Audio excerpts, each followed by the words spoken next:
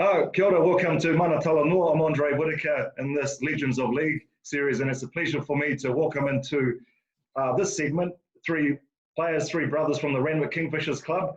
They've had a really strong history in the game, playing for representative level at Wellington Central Districts, one of them for the Kiwis, and one of the brothers actually coached the New Zealand Kiwi Ferns, so right through to the highest levels of the game. It's a pleasure to welcome Tony Lajpold, George Lajpold, and Josef Lajpold. Welcome, guys. Kia ora. Kia ora. Kia ora, Andre. Kia ora, Andy.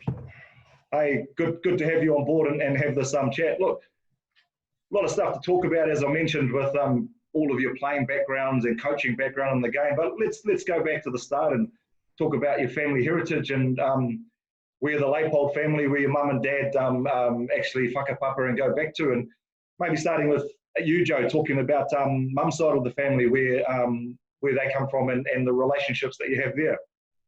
All right, Andre. My mum was born in Rarotonga, and her parents, one was from Achu, the other was from Māori. She had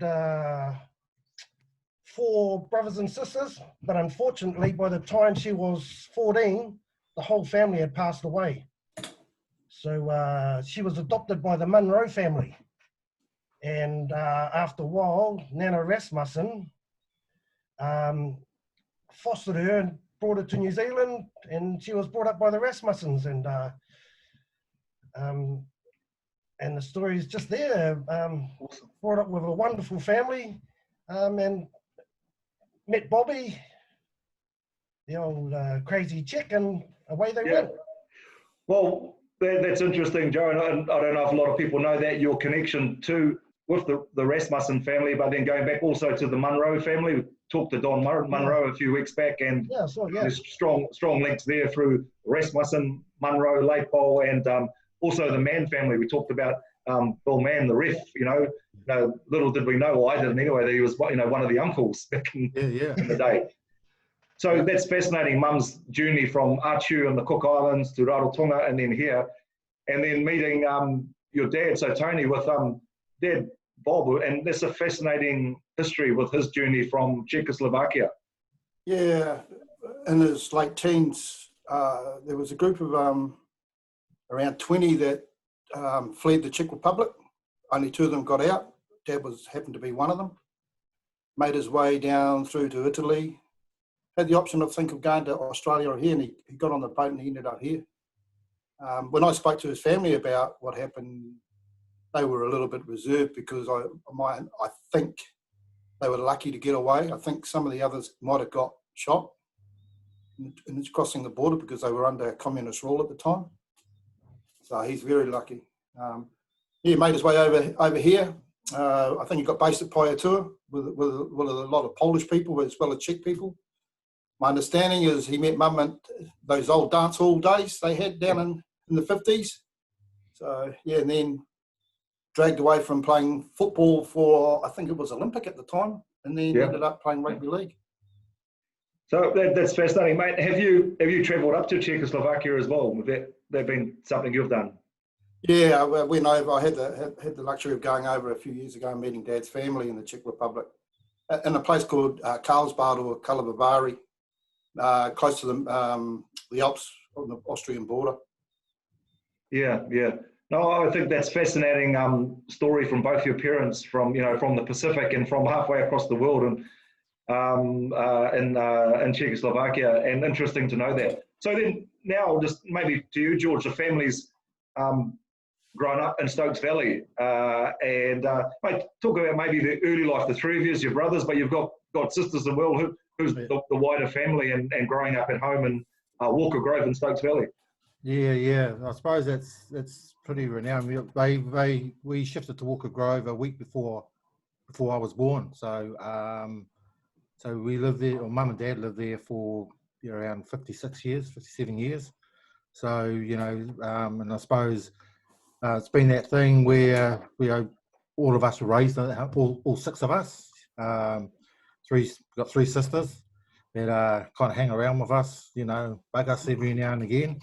So, but it's been, I suppose for us, we were lucky because we came through that generation where we did everything as a family. We helped each other out. You know, we were, you know, it was the old story, the village, it takes a village to raise a family. And it was, you know, we're really fortunate. Mum and Dad were, you know, we didn't have a lot, state housing, so, but we never ever went without, you know, and so really, really fortunate to be, you know, to have gone through that time. Yeah.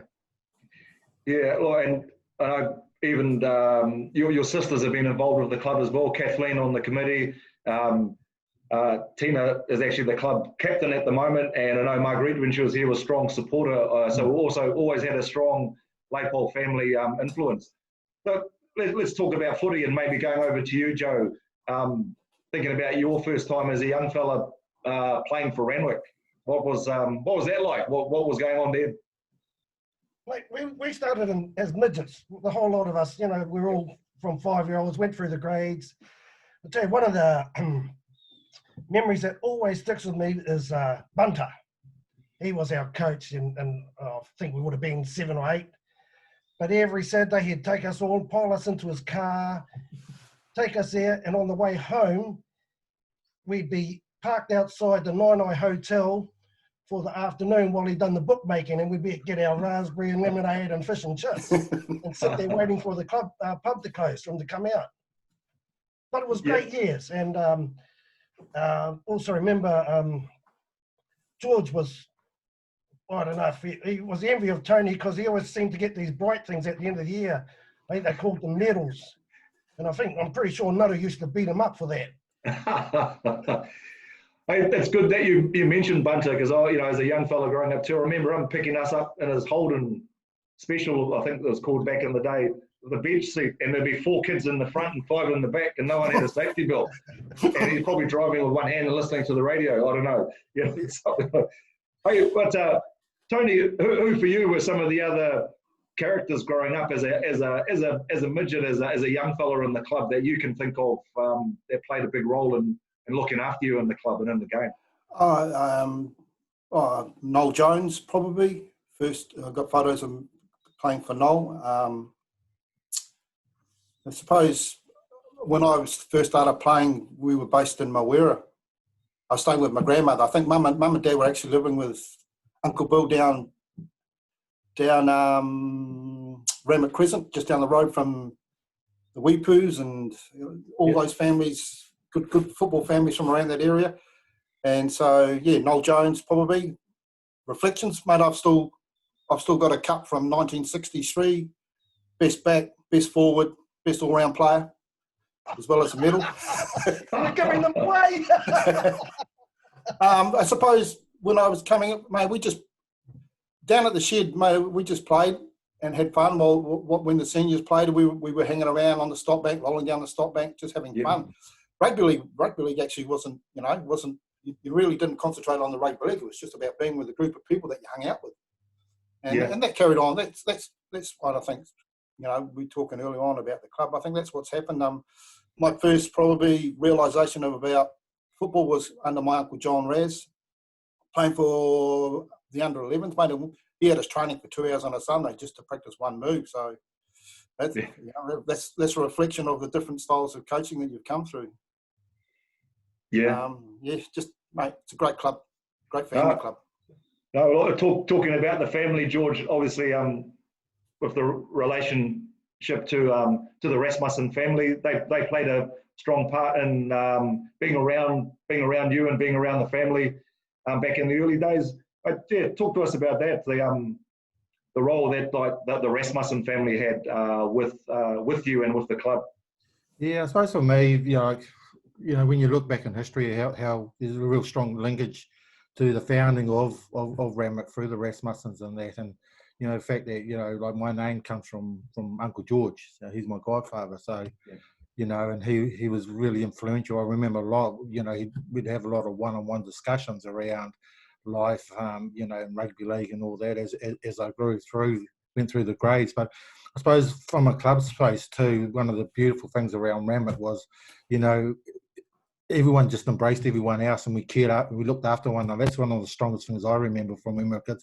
And Nadu's right in his space in terms of we just played and we just had fun as kids. We'd throw bottles into the river and try and break them with rocks, and as they floated down the Hutt River, and all those memories, I suppose, is what holds us and our friends together really, really closely, because it's all that kinship that you start developing.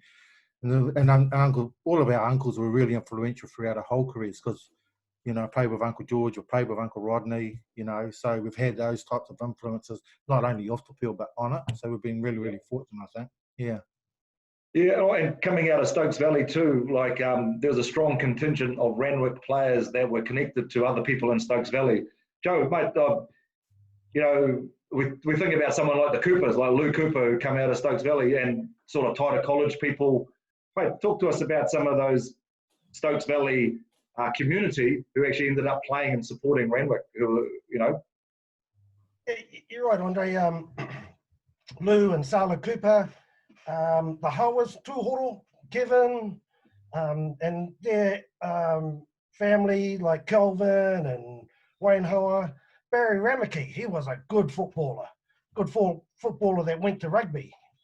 But when we were kids growing up, he had to sneak out of his house so he could play league, because his dad wanted him to keep playing rugby. But good people, and probably one of the better ones who was more of a funny player rather than a serious player. Oh, Knoxie, Pat Knox. Yeah. You know, to me, what he's done for Randwick and that, especially over here in Aussie, and, you know, bringing players over there, he's a legend. Yeah. Good bloke, just a legend. But the people of the Valley, they've always been supportive of both codes. It was just when we were younger, you had to play one or the other. You know, it was Yeah. rugby for the college, or that was it. And they were pretty had it, because 13 of the 15 players were playing league for Randwick. So, you know, they couldn't say much. Yeah. So yeah, it was good people, good times. Interesting, Andre. We had a discussion, but when we were playing first 15 rugby, where the coach said to us, "Well, you know, you've got to make a choice. You've got to play rugby. Well, that's your priority." And we said, "Sorry, actually, Yeah. we're going to go to the league side." And so that, you know, because we're all in the first 15, it was, well, it changed the mindset, and then so, you know, we became more around working with one another as opposed to against one another. Yeah. Yeah, absolutely. And what about for you, Tony? What's your recollections like coming through those teenage years when you're maybe playing rugby at school, but then it's league in the weekend? What were some of the things for you? If I played rugby, it was more socially. I think I had the distinction of being selected to trial out for the Wellington Māori Rugby Colts, and turned it down because I'm a Cook Islander, not a Māori. You know, I had that stance.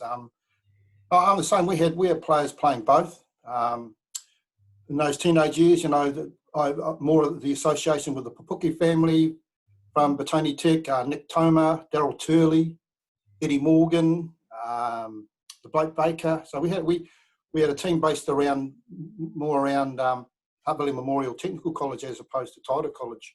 I think Taita was more Joe and George's there, and the Stokes Valley people, because when I started coaching, I actually had an under-15 side from Stokes Valley, and a lot of those boys went to Taita College, and the Nicky Coffees, the Daryl Marinos, and all those people who ended up at the club. It was interesting when Joe was talking about the connections. You know, the Hawa family in Stokes Valley was Joe Hawa and Duxie, and they all played for Randwick, and the boys played for Randwick. And, you know, a good mate of mine, Shane Puata, his old man, Albie, played for Randwick, you know. Just, connections.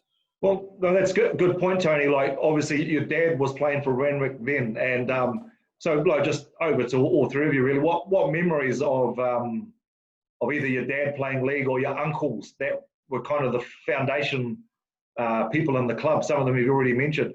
What are some of the things that come back to you from being brothers at home and the people that you looked up to that were in the Randwick club? Well, I think we looked up to everyone because we were only little people. But I tell you, to be honest, when we were watching games, I never watched any, and I was always looking forward to the hot dog in the old boat shed after. And I remember if we used to go to Mukuan Park, there used to be boat sheds on the beach, And I'm pretty sure when they had the August Cup, there would always be a party and barbecue after in those sheds. It was great times. But yeah, I think we just watched football and we're in awe of everyone. Yeah, yeah. Well, it's funny when you say you were little and we all looked up to everyone. You all looked up to everyone. We had a basketball team. I don't think any of us were over 5'10". And there's a photo with a whole lot of trophies, but I don't know how they got there. Look, looking at the football now, though, you obviously all three of you got very serious about progressing in the sport and playing. So, mate, George, for you, your thoughts about as a young fella wanting to crack it in the Premier team and coming onto the scene as a Premier footballer. Yeah, I suppose I was young. Like really, 14 was when I started, getting some exposure at Premier level. But we were, even though I was youthful at the time, we had lots of good people guiding us through that system. Like Uncle Finley was a coach, but on the field we had Uncle John. He was really, really influential and instrumental in, I suppose, moulding me to the person that I was, because he was my immediate inspiration, the person I looked up to, because he was a former Kiwi, representative player, and he played fullback, which is a role that I was kind of had been slotted into. And I remember when I first made the Premiers, and he said to me, "Do you want to play standoff or fullback?" And in my head, I'm not a standoff, because standoffs think the game out, whereas I just run. So the natural selection. So if you look at the brothers, Tony's the thinker in the game. So, and Joe's probably more the fighter. He's the one who will stir the opposition up and get them agitated, whereas I just get the ball and run, because of at that early age you kind of live in fear half the time, because when you get hit, you get hit. So it's a bit different from what we get nowadays. But yes, so we were lucky, I think, that people like John and Uncle John and Uncle Finley and Uncle Rodney and that were all around guiding us as we went through. So you did like an apprenticeship back in those days, and so you may have just sat on the bench for a year and only got little time, but you did it through learning. So that was, and I think it was really influential in helping me later on as I went through my rugby league career. Yeah. Yeah, I remember, coming up and seeing you, Joe, in the scene too. You were one of the quickest players around, mate. And I remember, I think you even used to bring sprinters spikes to training for training. But you kind of gave this impression that you didn't like training, but you actually trained hard. I loved it, Andre. It was the best thing in my life. I hated it. It was the same as football in itself. I didn't aspire to be a Premier or play for Wellington. I just wanted to kick around with my mates. And I was lucky I had my best friends, Tuhoro and Lou Cooper.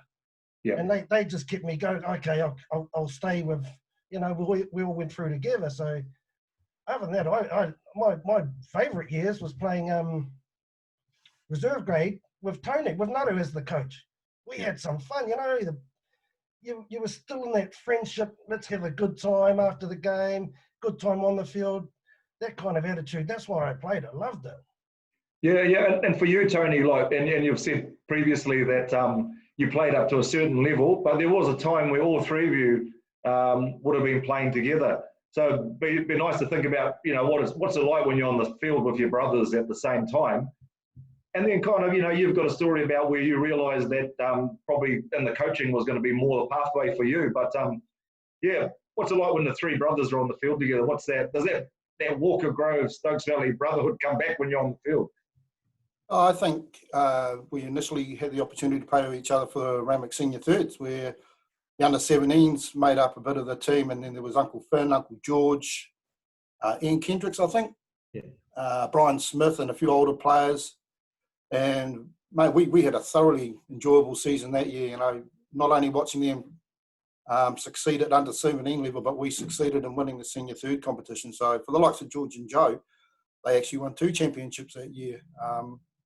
Went down the south, and we also had John Stevenson in the side at the time. Yeah, so no, it was great, mate. And then later on, Uncle Finn gave me the opportunity to play for the Prems, and might have played a handful of games, but mate, I played rugby league because I love the game. Not, there is competitive in me, but mate, the other side of it is, I like to enjoy the social side of things and making sure that the players around me that I'm with, enjoy life, not just rugby league.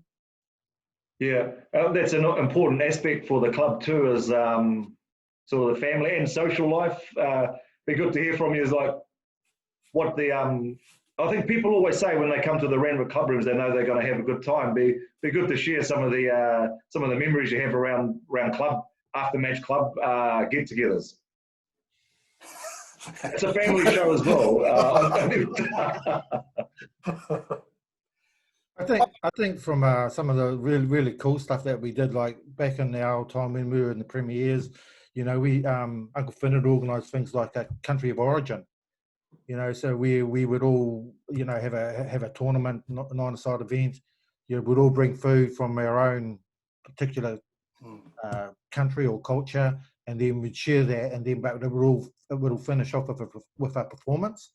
And through that process, what we did is we actually learned a lot more about the Talanoa and Samoan and all the other cultures that were in the club at that time, because everything was done in fun. So it's just some great people like Simon Fua and Siapu that were instrumental, Henry Falidi that were instrumental in just making sure that it was fun and we enjoyed it. So, and it was a nice way, whilst it was competitive, that we, week in, week out for the rugby league, but there was a good fun aspect that was kind of aligned to it now. And when you look at sports, about what they talk about nowadays in sports is one of the key things is to have fun.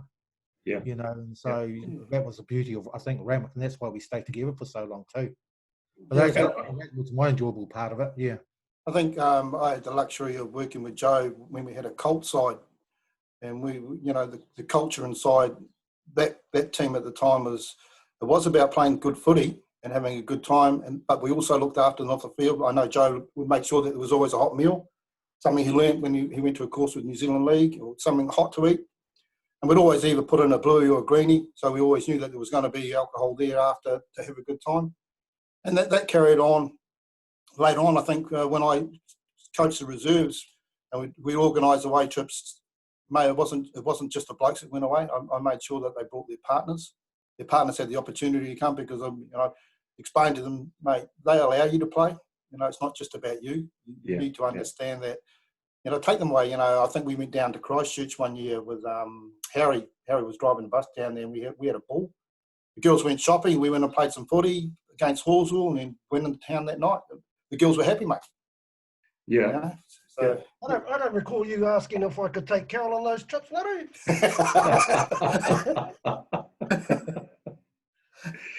You brought back a present though, eh? That's right. Look, I think the fun aspect's a key part of any sporting club. If you're not having fun or anything, really, it's almost why do it.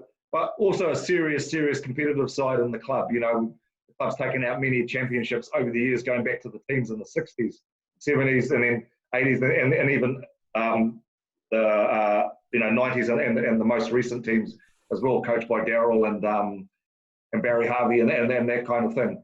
So, Joe, it was a bit of jest when I was saying to you earlier that you didn't seem to really enjoy training, but I remember back in the day, this is before people were doing gym work. The likes of you and George had joined up Jenkins Gym in the off season, and so we're really putting in the hard yards and training, and you needed to do that so that you could have those big games. And I just want to talk about some of the big games that Randwick did have with the likes of Petone, because there were some big challenging matches, night at the Hut Rec under the lights. What's it like when you're coming up against those big games against the likes of Petone? Yeah, no, Petone were a good side, well drilled, all big. Victor Bracken, no neck. John Stardy would just charge it up all day, and like those kind of guys were cancelling out people like Sammy, and they'd cancel each other out. So you either won by, well, what always said, the ball will beat the man. So we were small. Our backline was small in the Premier days. So we just used the speed that was out wide, and from the fullback, George would always chime in somewhere, and I had to slow down so he could keep up with me. And he'd made the break. But yeah, no, those days, those night games, Eastern Suburbs, they were another tough side to play at night. Yeah. They were it was no nonsense times of footy where if you got smart, you got a biff and you expected it, and you probably deserved it. So it was good fun, though. Who would you say, like you're a winger, who would you say your most competitive player that you'd come up against where, mate, I've got to turn it up today because this guy's going to be really going to give it to me? Who would you think of? Mark Brandon was always one. He was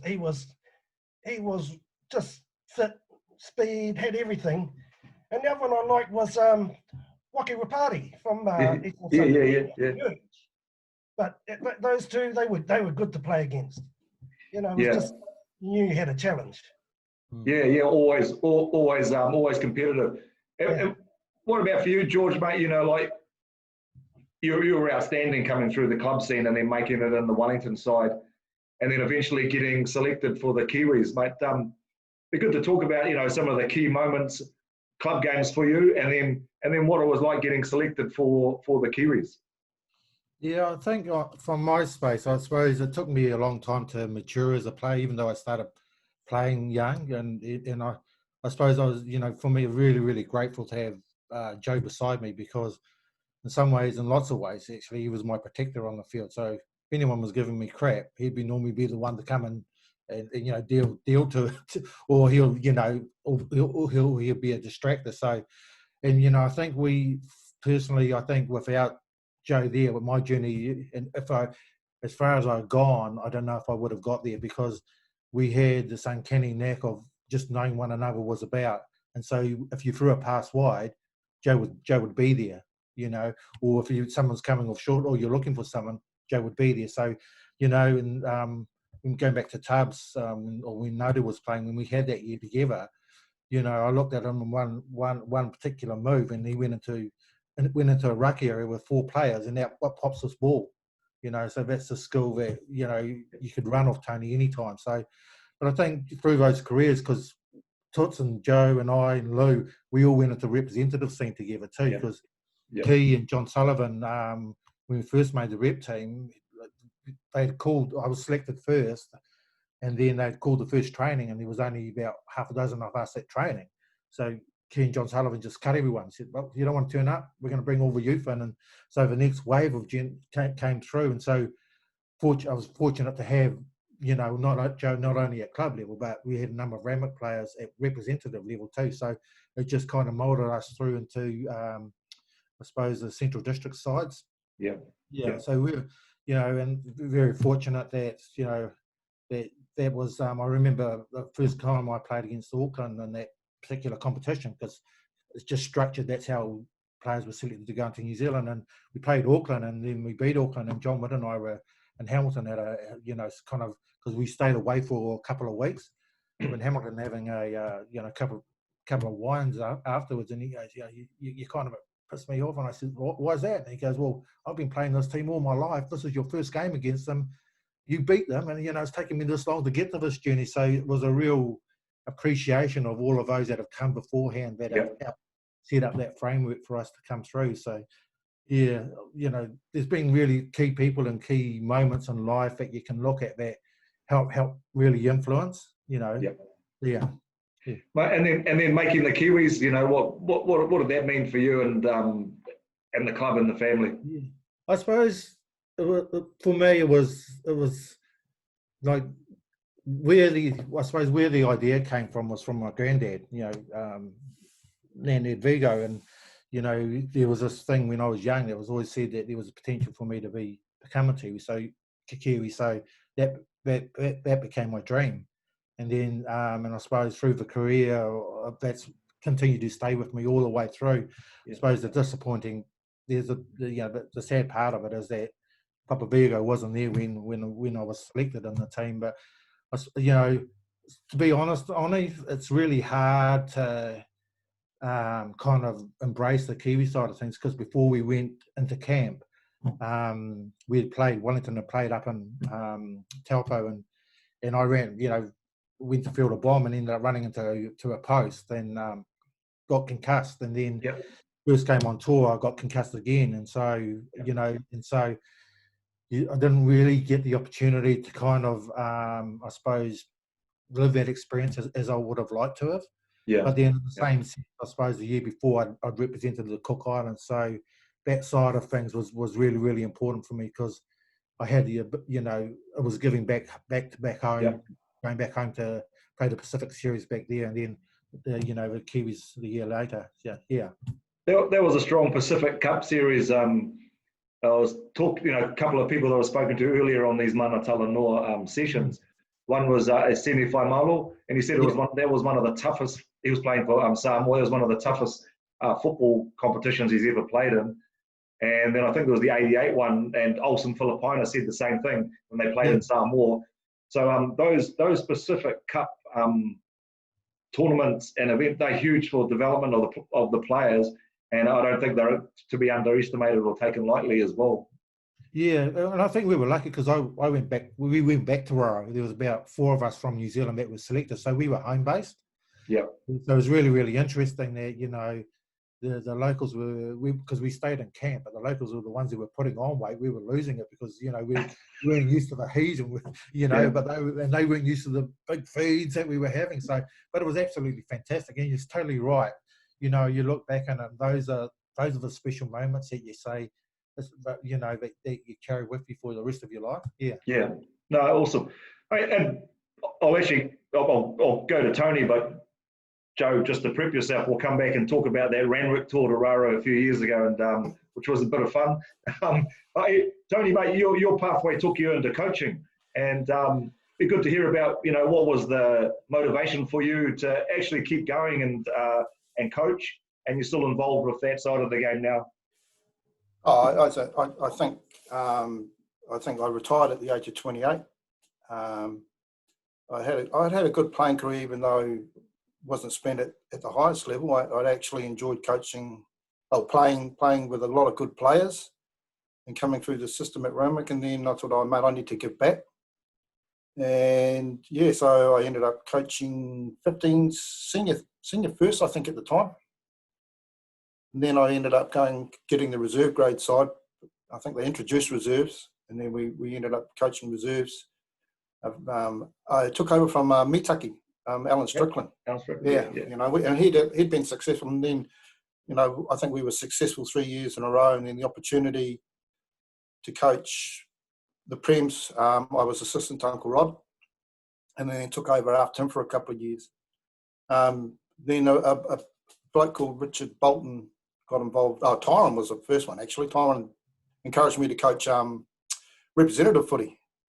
And so I went and coached the Wellington under-17 side in Fielding, Hataport, I think it is. And then he took me up to New Zealand to a rugby league conference with all the top coaches, and got to meet them. And then the seed was sown, and then got involved with being a selector at the National Women's Tournament for 3 or 4 years, and then ended up coaching them for a couple of years. Actively involved with New Zealand Rugby League at age grade tournaments as a selector for 4 or 5 years.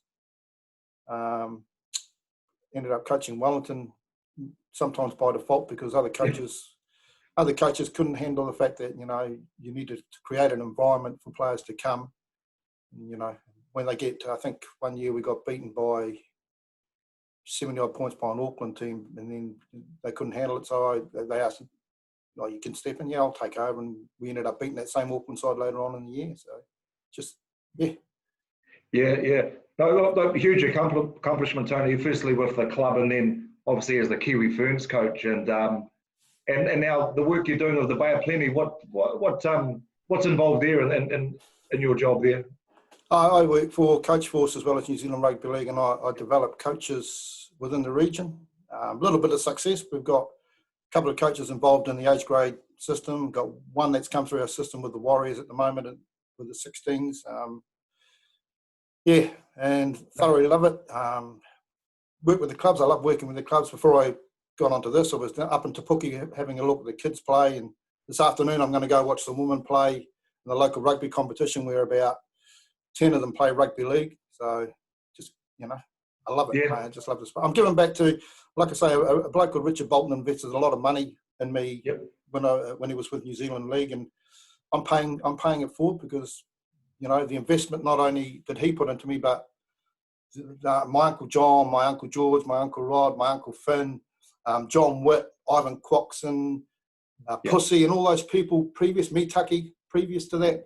You know, it's their investment in us that I'm investing in people. And even though the people here aren't Randwick people, mate, they're still family. They're the rugby league family. That's the league family, yeah.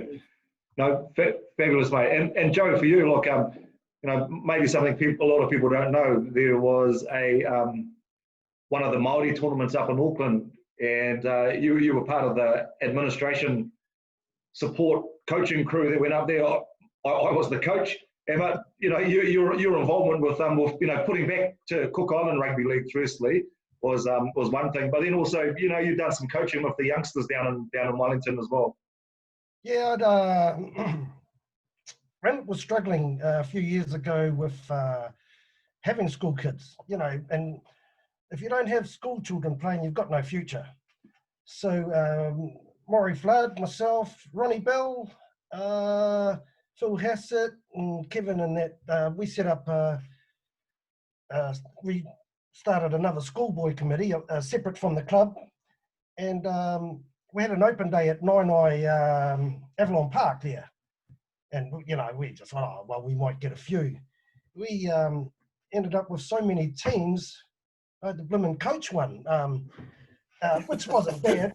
I never saw myself as coaching anything because, you know, the language that comes out from me and the way I talk to kids, that's unbelievable. But we won our grade for the next 4 years. And when I had them in the 17s, there was no competition. Well, Wainui still had a side. So we used to, Pat Knox had a system where we would travel the lower half of the North Island playing teams in Taranaki, Palmerston North, Hawke's Bay, just so these guys could stay involved with league. So it was great fun. Our Cook Island side, they went away to the Māori tournament. Was management side.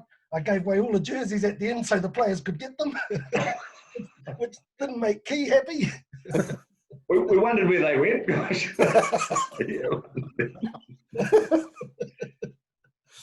Oh, mate, hey, it was an awesome tournament. I remember we played in the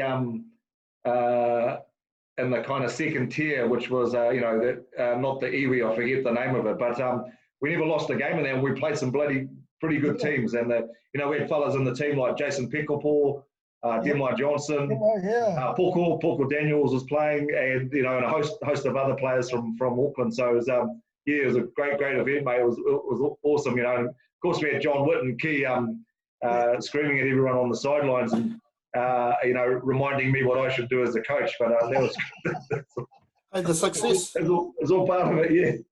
The success. Just on, Naru, just on when Naru was coaching our reserve grade side, I always remember, and I was thinking about it the other day and having a laugh with Carol and JJ about it. We were playing the final at Petone Rec. I think we were getting flogged by Petone. At half time, Naru goes to our supporters, oh, you might as well go to the stand, they're not going to win this. But then the second half, there was an amazing comeback, and I'll never forget the try you scored, because you were like that, horizontal, was that horizontal? Vertical, whatever you were. You nearly dived over the goalpost to save us the conversion, but that try, I think that put us ahead, and that's never gone from my memory. That's right. Just a cheesy smile on your face. We played. I think that's right. We played Purarua in the final. Yeah. I don't know. I must have thought I was a long way out and someone was behind me. I remember watching the Fijians play rugby years ago and they dive. So I'll just try and dive. Yeah. And when you're young, it doesn't hurt when you land on the ground. You know? Well, but when you look at it, Andre, you look at what our wingers and that are like now. Yeah. You know, you were the start of it. Yeah. Well, you've seen some really awesome athletic stuff in the game now. Where, where guys are diving, they're switching the ball in the air and reaching out and put, like just amazing skills that we're seeing now. I think it's good to see in the game. Hey, look, and with you, George, mate, just a bit now with you. You were involved with Canterbury Rugby League, and right now you're involved with the community sector. Yeah. So I suppose I came down here about 4 years ago for a role as capability manager of Canterbury Rugby League, and in that space, I suppose one of the things you identify is around the key people in sports that have the biggest influence on our membership and our players are coaches. So if we VAR the shop window for us in essence. So we've done a lot of work in that space to help out in the sports, and I suppose there's lots of it, as you know, things are hard to change.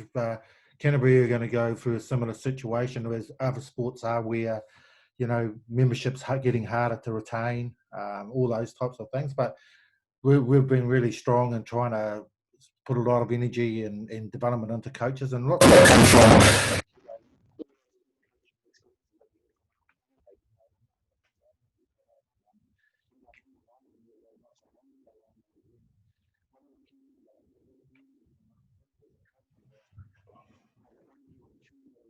Lost you, George. We just lost your sound there, George. Oh, that saved us listening to it, didn't it? So one of the key things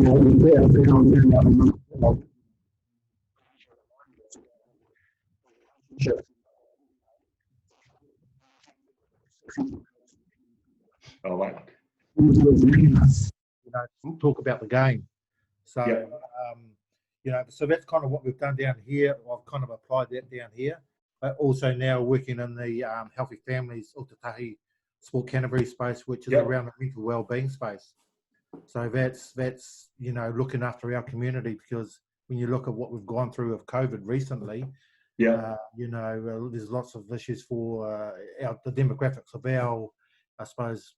our people within rugby league, where they are struggling to make ends meet, and life isn't as easy as it was, last year. So, working with lots of people in the community around that space. Yeah. It was good to see, George. Look, guys, I'll just move to wrap things up, and just wanted to really thank you for your time today. And I know you're all very busy with family and community. Joe's got a golf game he's about to get to, and I think that guy walking in and out in the background thinking, "Come on, mate, we're waiting out here." And, That's his caddy. You're 3 beers behind, so that's the thing. But look, want to thank you for sharing about your background, families, the club. Really appreciate it, and wish you all the best. And once again, thanks very much on behalf of Talanoa. Cheers, guys.